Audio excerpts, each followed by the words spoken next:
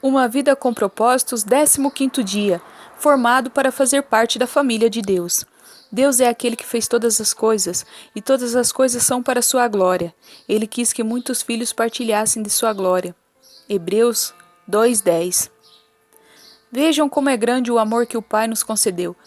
Sermos chamados de filhos de Deus, o que de fato somos. 1 João 3:1. Você foi formado para ser parte da família de Deus. Deus quer uma família e criou você para fazer parte dela. Esse é o segundo propósito de Deus para a sua vida, o qual planejou antes que você nascesse.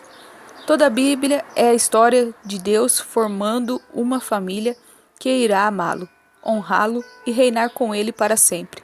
Ela diz: seu plano imutável sempre foi nos adotar para a sua própria família, trazendo-nos a si mesmo por meio de Jesus Cristo. E isso lhe trouxe grande prazer.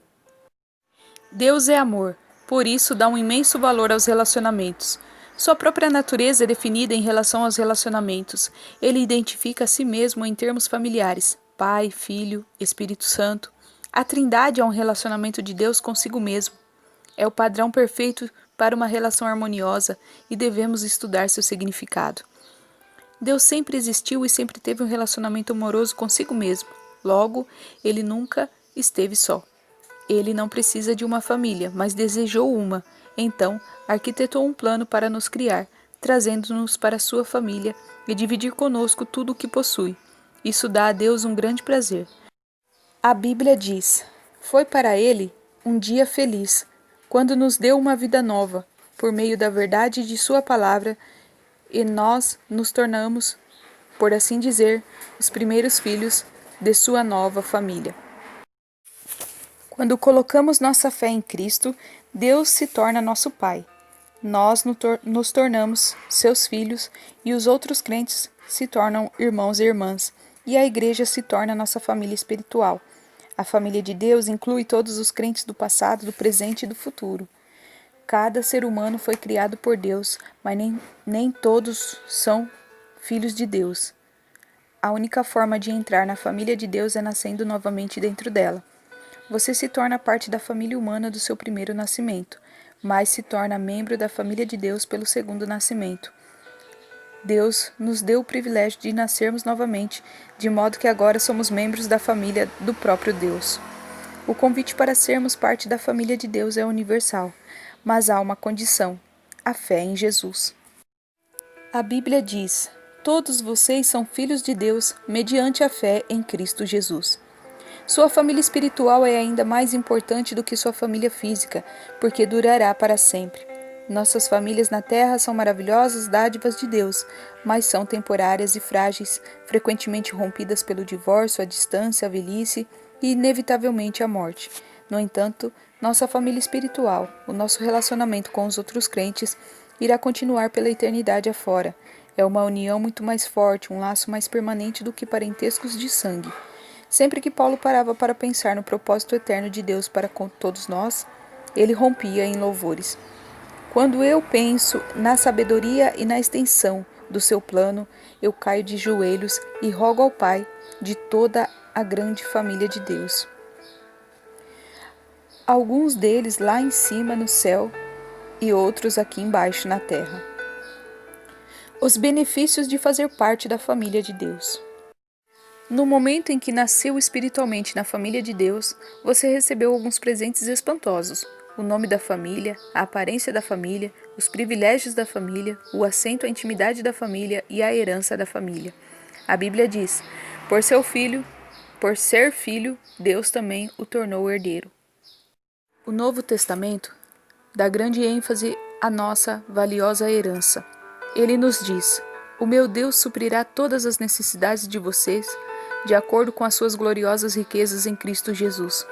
Como filhos de Deus, temos uma parte da fortuna da família. Aqui na terra, recebemos as riquezas da sua graça, bondade, paciência, glória, sabedoria, poder e misericórdia. Mas na eternidade, nós vamos herdar ainda mais. Paulo disse: eu quero que vocês percebam o quanto é rica e gloriosa a herança que ele tem dado ao seu povo. O que exatamente abrange essa herança? Primeiro, seremos levados para estar com Deus para sempre. Segundo, seremos completamente transformados para sermos como Cristo. Terceiro, seremos livres de toda dor, sofrimento e morte. Quarto, seremos recompensados e reassumiremos posições de trabalho. Quinto, seremos levados para participar da glória de Cristo. Que herança! Você é muito mais rico do que pensa. A Bíblia diz: Deus reservou uma herança inestimável para seus filhos. Ela está guardada no céu para vocês, pura e incorruptível, longe do alcance de mudanças ou da decadência. Isso significa que a sua herança eterna é inestimável, pura, perpétua e protegida. Ninguém pode tirá-la de você. Ela não pode ser destruída pela guerra, ou por uma economia deficiente, ou por um desastre natural. É por esta herança eterna, e não pela aposentadoria, que você deveria estar ansioso e se esforçando. Paulo diz: tudo o que fizeres, façam de todo o coração, como para o Senhor, e não para os homens, sabendo que receberão do Senhor a recompensa da herança. Aposentar-se é uma meta tacanha. Você deveria estar vivendo na luz da eternidade. Batismo, identificando-se com a família de Deus. Famílias saudáveis têm orgulho de si mesmas. Seus membros não se envergonham de serem reconhecidos como parte da família. Lamentavelmente, conheci muitos crentes que, ao contrário do que Jesus ordenou, jamais se identificaram publicamente como suas famílias espirituais, ou seja, não foram batizados. O batismo não é um ritual opcional, a ser atrasado ou postergado. Ele significa sua inclusão na família de Deus e anuncia publicamente ao mundo: eu não tenho vergonha de ser parte da família de Deus. Você já foi batizado? Jesus ordenou que esse belo ato fosse realizado por toda a família. Ele nos disse: portanto, vão e façam discípulos de todas as nações, batizando-os em nome do Pai, do Filho e do Espírito Santo. Durante anos, eu quis entender por que a grande comissão de Jesus deu ao batismo a mesma importância das grandes missões de evangelismo e edificação. Por que o batismo é tão importante? Então percebi que é por simbolizar o segundo propósito de Deus para as nossas vidas, a participação na família eterna de Deus. O batismo é carregado de significado. Ele declara sua fé, comunica sua morte e ressurreição de Cristo. Simboliza a morte para a antiga vida e anuncia sua nova vida em Cristo, além de também ser uma comemoração de sua inclusão na família de Deus. O batismo é a representação física de uma verdade espiritual. Ele representa o que aconteceu no instante em que Deus o trouxe para sua família. Alguns de nós são judeus, alguns são gentios, alguns são escravos e alguns são livres, mas todos somos batizados no corpo de Cristo por um Espírito, e todos recebemos o mesmo Espírito. O batismo não o torna um membro da família de Deus, somente a fé em Cristo faz isso.